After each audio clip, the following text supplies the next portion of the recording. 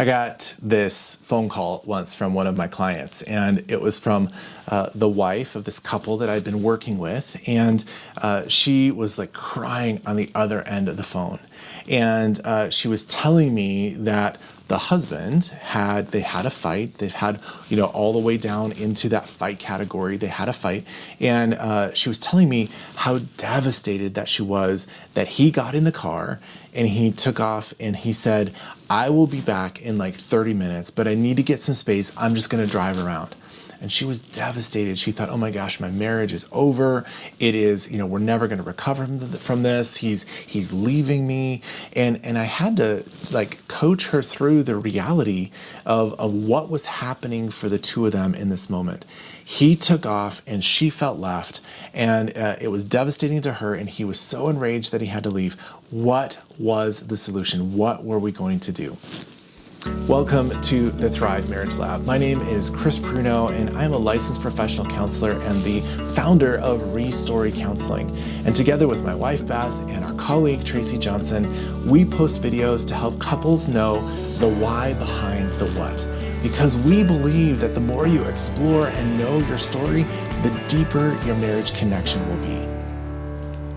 So this couple she's on the phone with me, and I know that he's somewhere. She's still, on the other line. She's trying to reach him and like patch him in and have a three-way emergency call. And I just basically said to her this. I said, listen, here's what he's doing. He is actually letting himself cool down so that he can come back to you, so that he can engage with you. Because apparently, wherever the conversation went, it got so escalated that he could not think anymore. He didn't have his executive functioning online. He lost his mind, basically, and he needed to get some space. And you probably also need to get some space. This is a good thing. This is a good thing.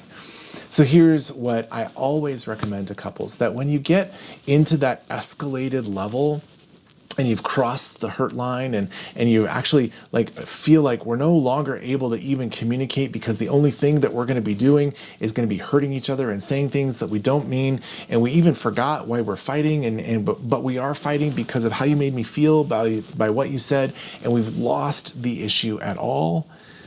Those are the times, you guys, where I suggest taking what we call the 2024 rule. This is the 2024 rule for communication. This allows you 20 minutes to calm down, 20 minutes to come down from that like escalated level.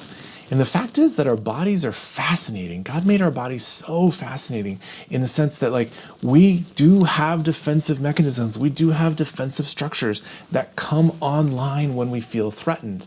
And the fact is that, this woman that I was talking to, she's like 4.5 feet tall. She's not actually a threat. But there was something about the way that she was engaging that triggered something in his story that made him feel threatened. That made him feel so threatened that he actually needed to leave.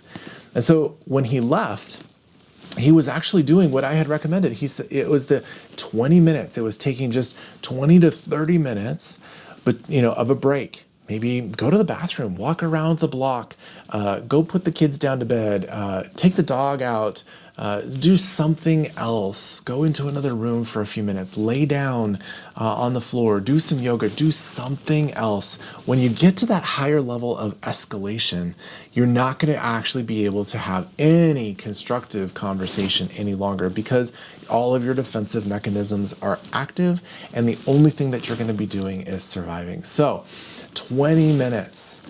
And here's the thing, take 20 minutes and then come back.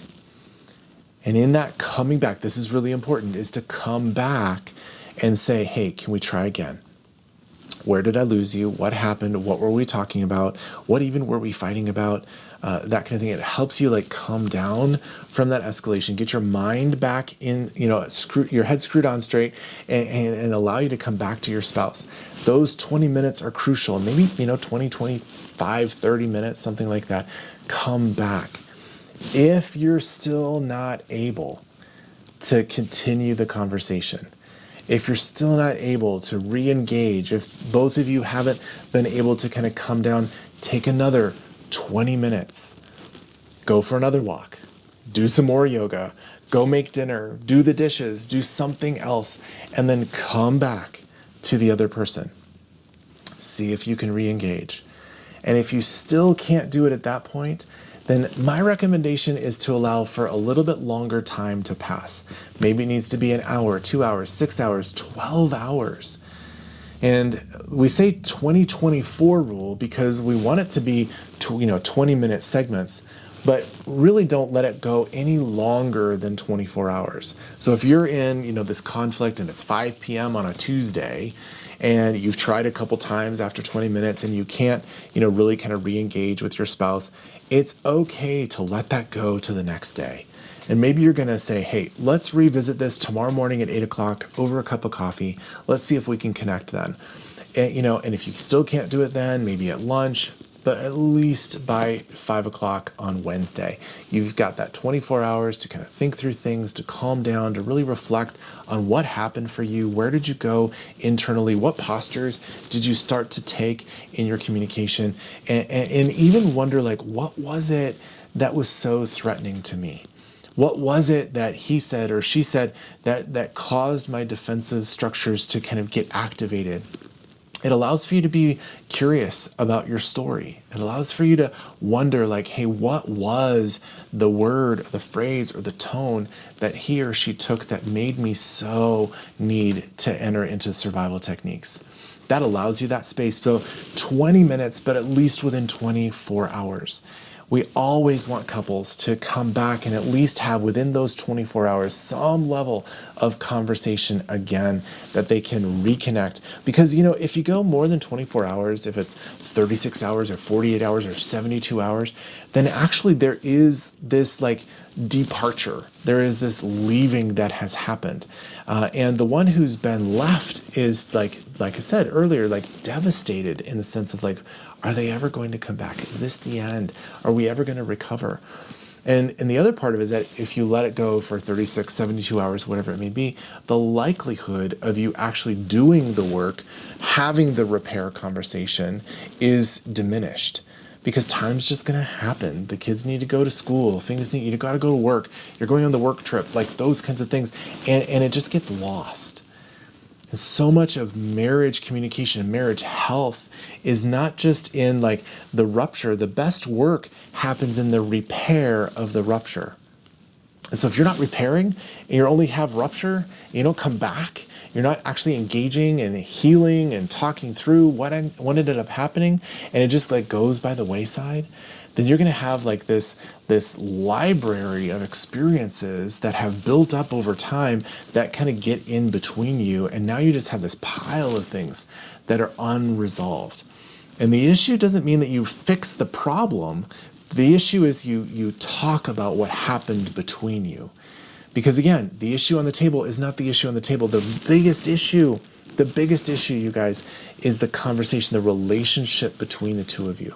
Even if you don't resolve whatever started the fight or the disagreement in the first place, if you don't resolve that, that's okay. You can always come back to that. But we always want couples to come back to hi, I see you again.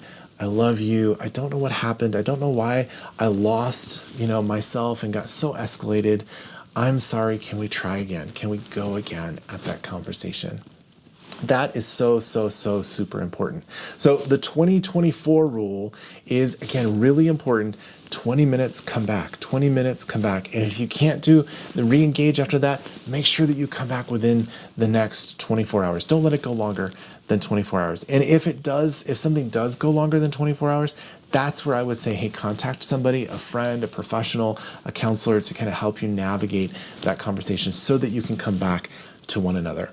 Hopefully that's a helpful thought as you dive further into deeper and more intimate marriage communication. We'll see you in the next video.